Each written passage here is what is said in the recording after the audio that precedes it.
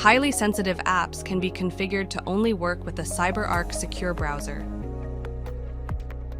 Launching an app that requires CSB from a normal web browser will alert the user of this requirement and provide a download link if the CSB is not installed. Instead of launching a standard browser, launching the CSB ensures strong security measures are in place, safeguarding your online activities, regardless of the device you use, while providing the familiar Chrome interface.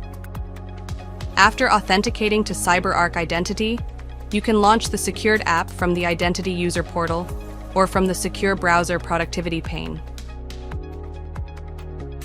Additional security measures like secure web sessions can be added for another layer of protection.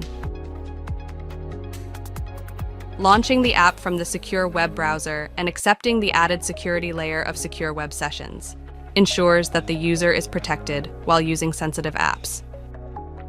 For more information, check out our online resources.